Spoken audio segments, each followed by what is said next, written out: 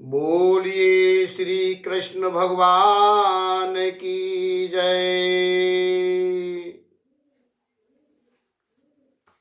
श्री भगवान किस प्रकार अपने भक्तों का योगक्षेम बहन करते हैं, इसके लिए नीचे एक सत्य घटना दी जा रही है।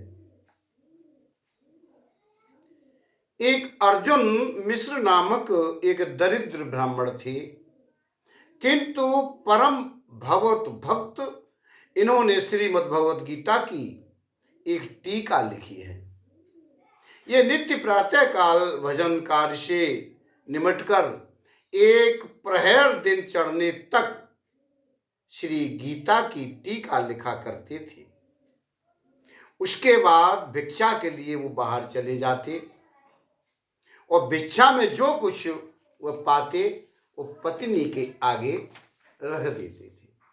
बड़े प्रेम से रंधन करती, भगवान को भोग लगाकर स्वामी को महाप्रसाद भोजन कराती और जो कुछ बचता संतुष्ट चित्त से स्वयं पा लेती। उनके सभी कपड़े फटे पुराने थे, केवल एक धोती कुछ अच्छी थी जो बाहर पहनकर जाने के उपयुक्त में आती। जब ब्राह्मण उसे पहनकर भिक्षा के लिए बाहर जाते तो ब्राह्मणी चिथड़े अपने अंगों को ढककर लज्जा निवारण करती।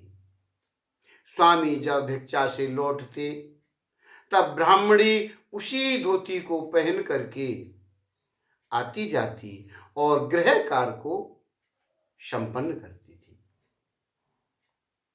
फिर भी दरिद्रता को भगवान की देन समझकर आज दोनों सर्वदा संतुष्ट रहती। गृह देवता श्री गोपीनाथ जी कृपा कर जो कुछ भिक्षा में दे देते हैं, आज उसे उनको निवेदन करके महाप्रसाद पाते हैं। सर्वदा उनकी ऐसी ही भावना होती।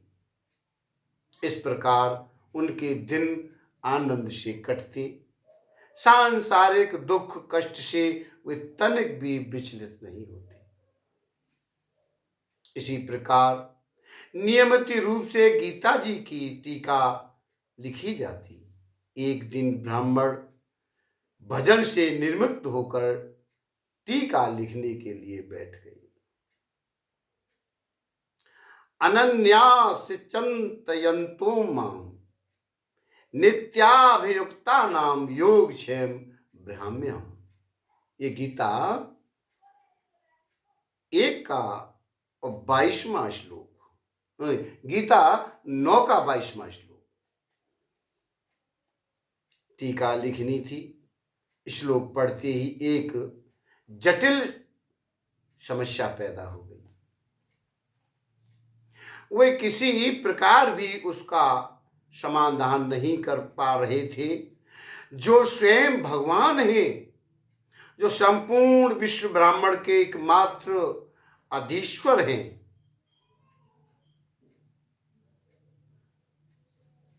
जो संपूर्ण विश्व ब्रह्मांड के एकमात्र अधीश्वर हैं, क्या वे अपना अनन्य भाव से भजन करने वाले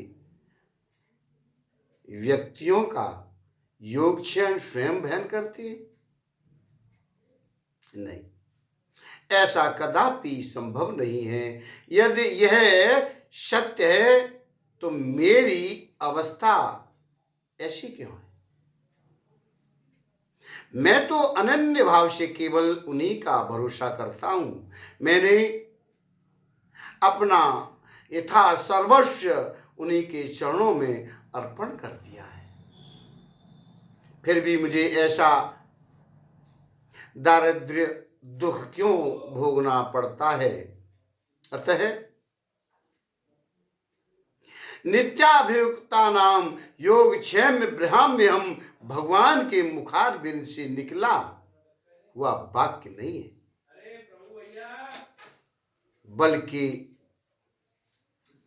प्रशिक्षित बाद में किसी ने जोड़ दिया है। प्रतीत होता है वे अपनी बुद्धि से गिरथी को जितना सुलझाने की चेष्टा करते और अधिक उलझती जाती है। धीरे धीरे उनका संदेह बढ़ता गया। आखिर उन्होंने उस अंश को लाल स्याही की 3 रेखाओं से काट दिया और ग्रंथ लिखना बंद कर आज भिक्षा के लिए निकल पड़े हैं। इधर करुणा में प्रतपाल भगवान ने देखा कि मेरे भक्त के मन में मेरे वचनों पर संदेह उत्पन्न हो गया है। वे अति मनोहर सुकुमार श्याम वर्ण का बालक भेष धारण कर और 2 टोकरियों में प्रचुर चावल, दाल, तरकारी और घी इत्यादि सामान भरकर आज बहगी पर रख करके उसे स्वयं अपने कंधों पर बहन करते हुए मिश्रा जी के दरवाजे पर पहुंच गए। दरवाजा भीतर से बंद था। उन्होंने दरवाजा खटखटाया, फिर जोर जोर से पुकारने लगी, माताजी, माताजी। बेचारी ब्राह्मणी के पास कोई कपड़ा नहीं था। चिथड़ों को लपेट कर किसी के सामने जाए भी तो कैसे? वे लज्जावश चुपचाप बैठी रहीं। किंतु दरवाजे की खटखटाहट और पुकारने की आवाज बंद होने के बदले क्रम से वो बढ़ती गई।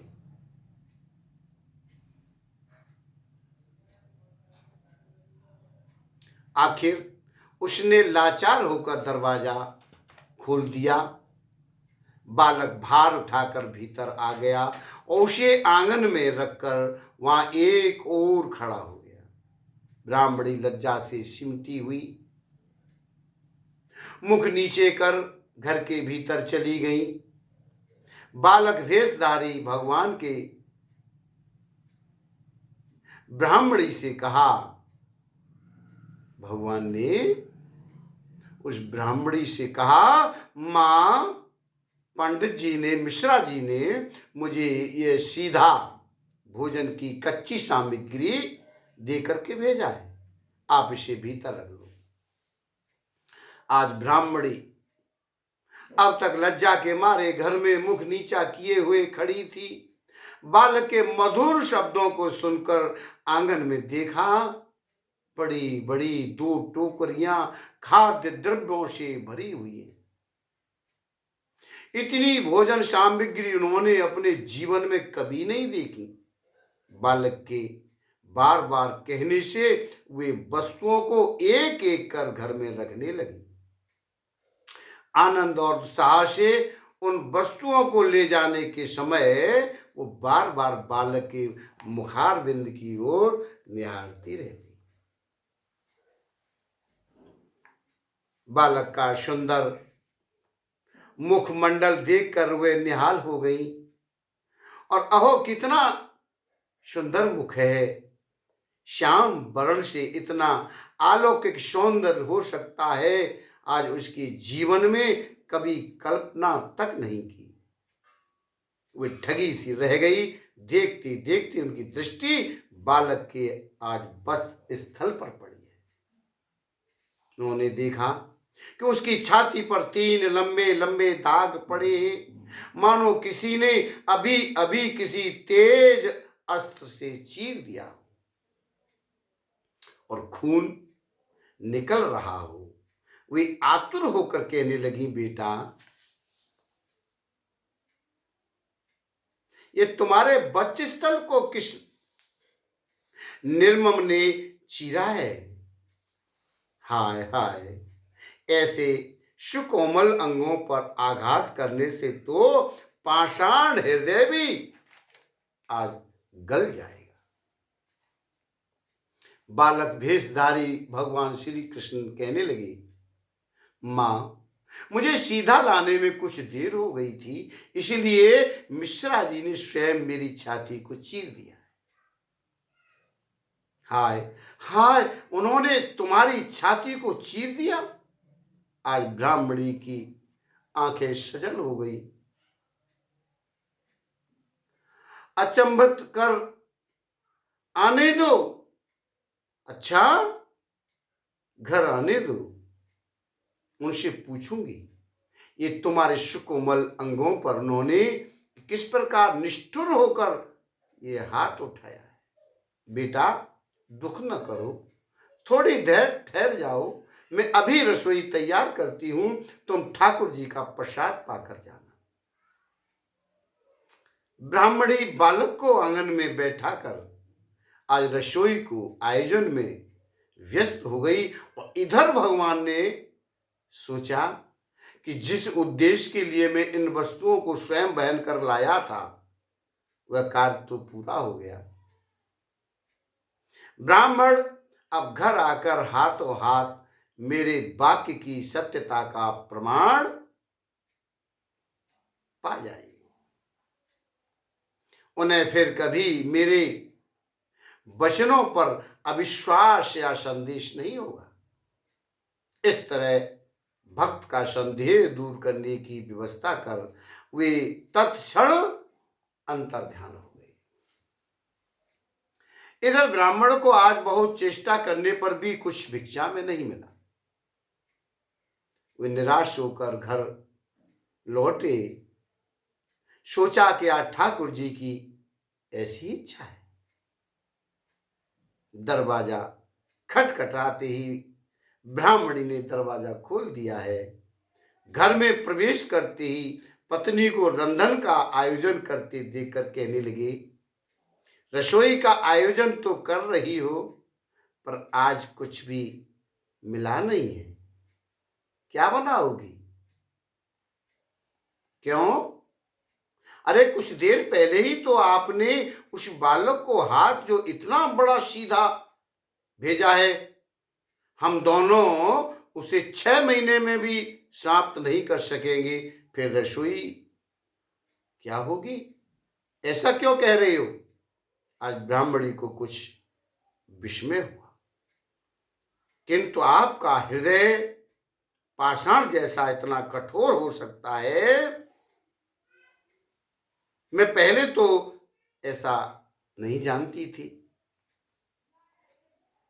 इस निरीह बालक के सुकोमल अंगों पर आपने कैसे आघात किया? थोड़ी भी आपको दया नहीं आई? उसकी छाती चिर जाने से लाल लाल 3 दाग हो गए हैं, मानो अभी अभी रक्त निकल पड़ेगा। आज मिश्रा जी के आश्चर्य का ठिकाना नहीं रहा। उन्होंने कहा, आखिर बात क्या है? साफ साफ कहिए।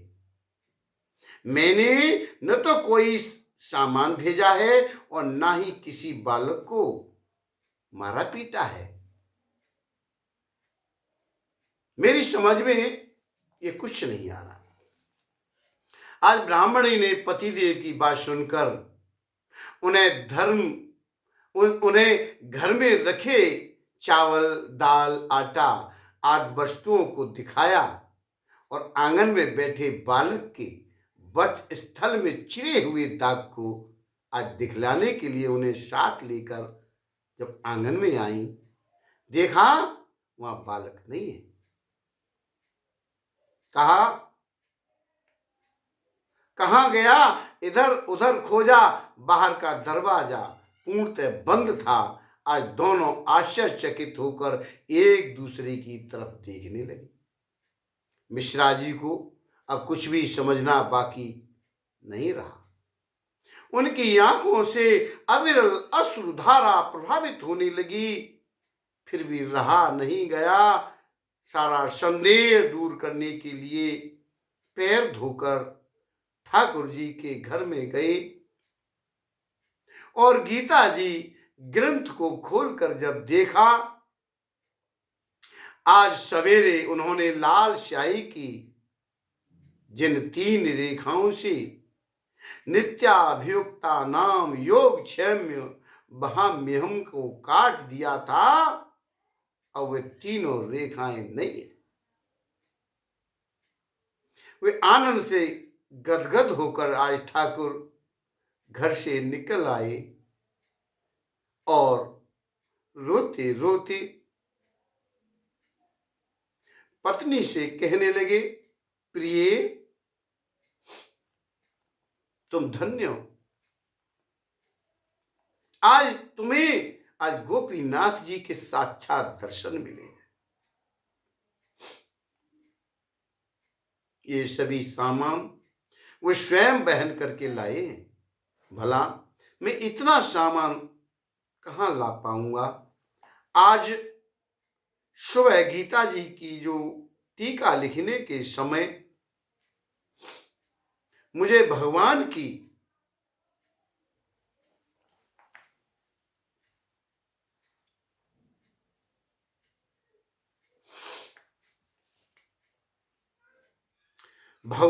वाणी पर संदेह हुआ था।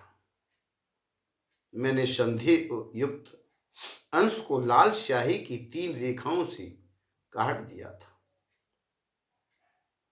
इसी से हमारे गोपीनाथ जी का सुकोमल वक्ष स्थल चिर गया।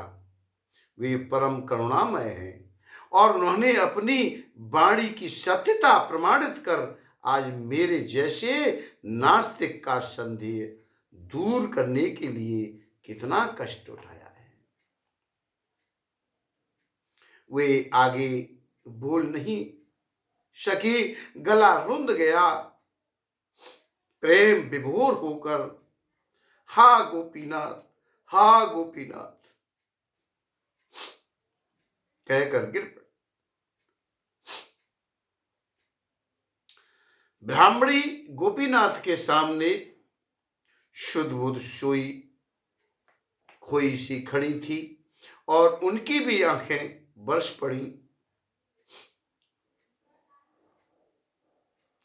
कुछ देर बाद ब्राह्मण को चेतना आई और उन्होंने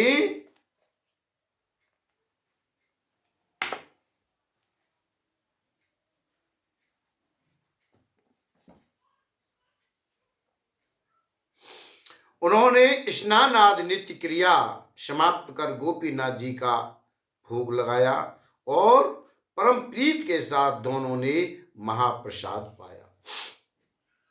फिर वे नियमित रूप से गीता की टीका लिखने लगे। उनका जीवन अत्यंत प्रेम में हो गया। यही भक्ति है तथा उस साधन का उदाहरण यह है कि जिसके द्वारा भक्ति उदित होती है। बोलिए श्री कृष्ण भगवान की जय, भक्त वत्सल भगवान की जय, सच्चिदानंद भगवान की जय।